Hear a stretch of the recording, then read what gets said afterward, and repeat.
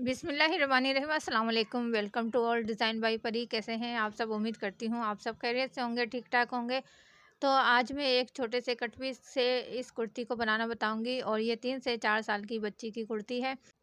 अगर lawn cotton के printed cut piece हैं तो बच्चियों के लिए आप बना रही हैं तो उसमें भी बहुत ज़्यादा डिज़ाइनिंग नहीं की जाती और इस सिंपल सी थोड़ी बहुत डिज़ाइनिंग करके आप एक बहुत अच्छे सी कुर्ती और या फिर फ्रॉक को तैयार कर सकती हैं। तो ये मेरे पास 2 पीस हैं जो कि कुर्ती में से बचे थे और इसकी लेंथ मेरे पास है 19 इंच कम थी और ये ऊपर वाला पीस ट्राउज़र में से बचा था और इसकी लेंथ है 6 इंच और इसकी जो चौड़ाई है वो है 17 इंच। और ये वाला जो पीस है वो मैं ऊपर इस लेंथ को कुर्ती के लिए जो लेंथ बढ़ानी है उसके लिए मैं यूज़ करूँगी। और ये इतना कपड़ा बच गया था कि इसमें से मैंने ट्राउज़र भी कटिंग कर लिया और इस कुर्ती में भी ऊपर ये जो है पीस डल जाएगा।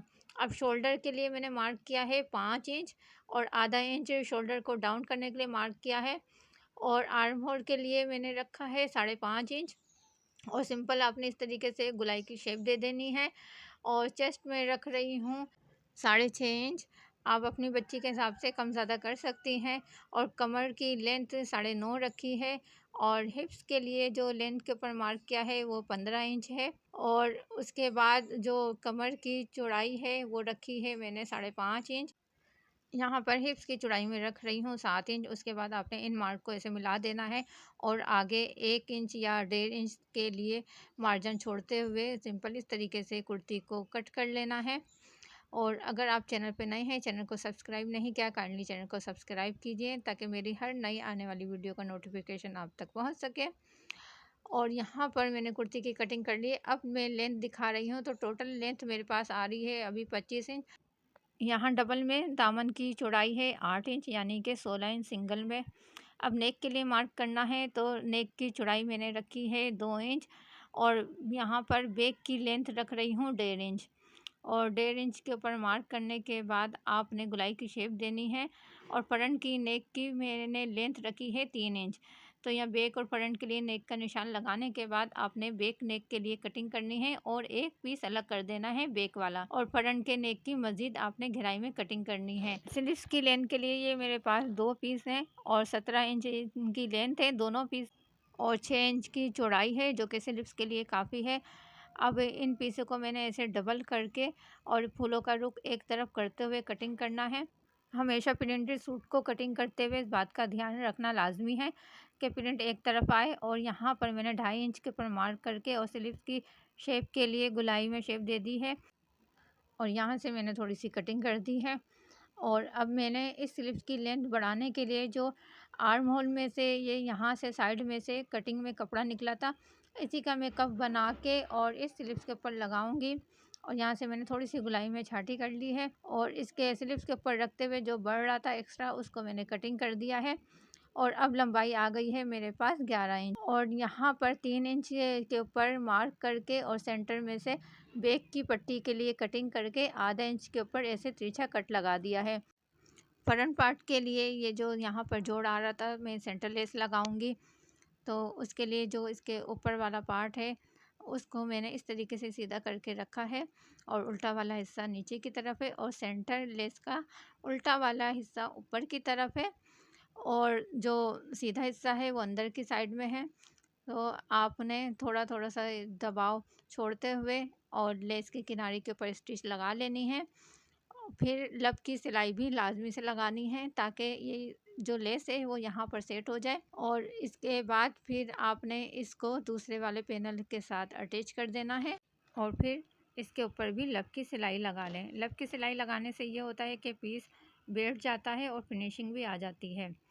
और अब बैक पार्ट तैयार करना है उसके लिए पट्टी की लंबाई मैंने 7 इंच ली है और जो इसकी विड्थ है वो मैंने 2.75 इंच ली है।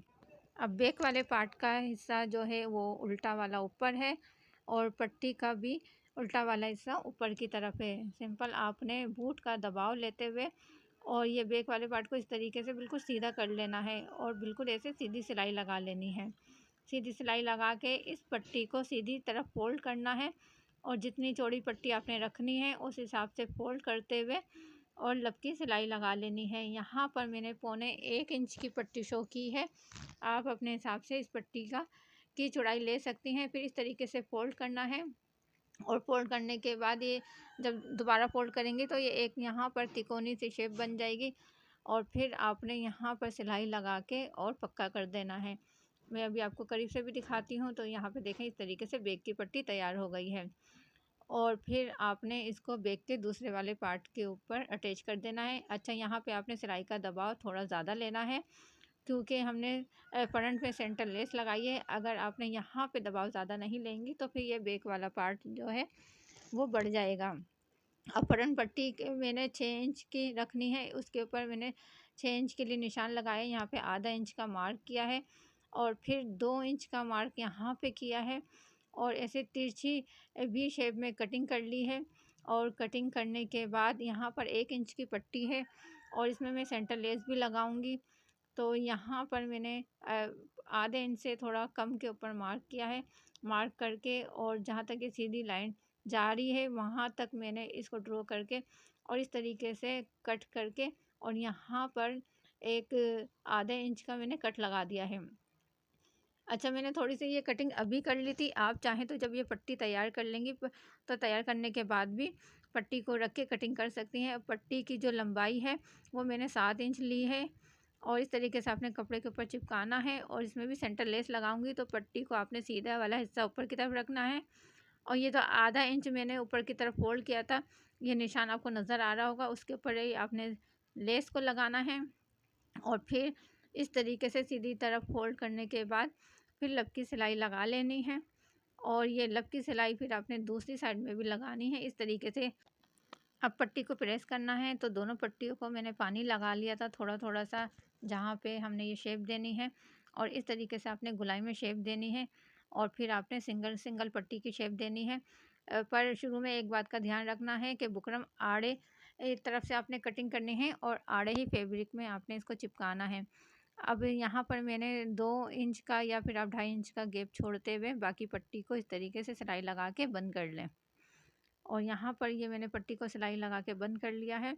अब फिर आपने फ्रंट को ऐसे फोल्ड करके रखना है और पट्टी को भी ऐसे फोल्ड करके रखना है और जहाँ पे हमने ये मार्क किया था 6 इंच का, इससे आपने पट्टी को नीचे की तरफ रखना है और बिल्कुल पट्टी का रुख ऐसे सीधा आना चाहिए।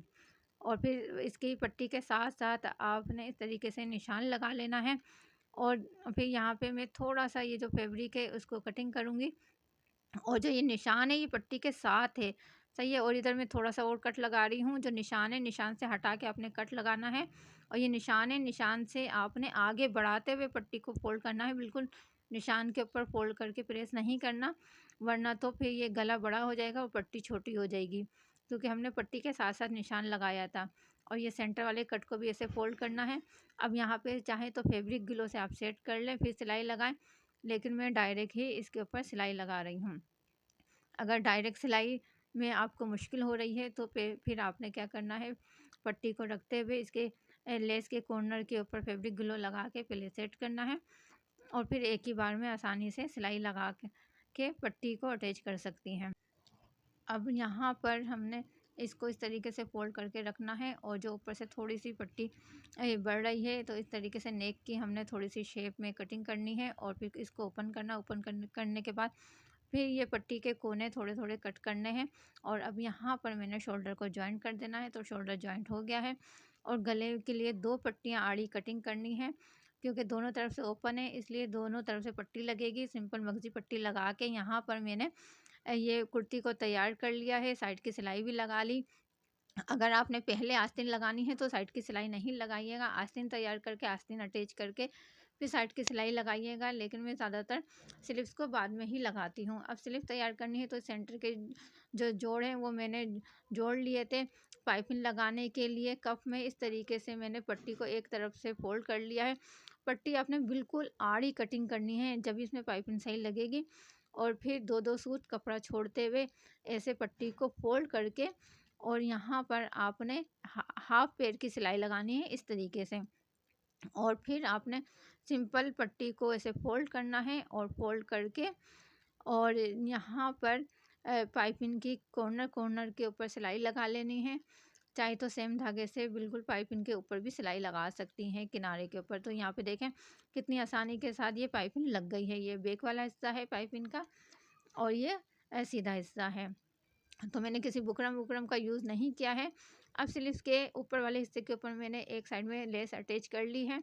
कप को आपने सीधा वाला हिस्सा ऊपर की तरफ करके रखना है और स्लीव्स हमारी उल्टी है और फिर सेंटर देखते हुए सेंटर में आना चाहिए ये कप, और दूसरे वाले हिस्से को भी ऐसे बराबर से रखते हुए और सिलाई लगा लें। सिलाई लगाने के बाद अब मैं इसके ऊपर पट्टी लगाऊंगी ताकि इसका कच्चा हिस्सा जो है वो छुप जाए। अब जहाँ से कप रख के सिलाई लगाई थी वहीं पे आपने पट्टी की सिलाई लगानी है और ये कप के ऊपर ही पट्टी फोल्ड होगी। अगर हम दूसरी तरफ फोल्ड करेंगे तो फिर लेस छुप जाएगी, यानी कि लेस के अंदर हमने इसको वाज़े नहीं करना। और ये स्लिप मैंने तैयार कर ली है और स्लिप भी लगा ली है। तो यहाँ पे देखें कितनी जल्दी से ये कुर्ती बनकर रेडी हो गई है। अगर आज की वीडियो आपको पसंद आई हो तो चैनल को सब्सक्राइब कीजिए। मैं अपने चैनल पे इसी तरीके की और अच्छे अच्छे बुटीक स्टाइल आप लोगों के लिए लेके आती रहूँगी। तो उसके लिए आपने लाजमी से मेरे चैनल को सब्सक्राइब करके रखना है। वीडियो को लाइक और शेयर कीजिए। अपना बहुत सारा ख्याल रखें। मिलती हूँ एक और नई वीडियो के साथ। मुझे दीजिए इजाज़त। अल्लाह हाफिज़।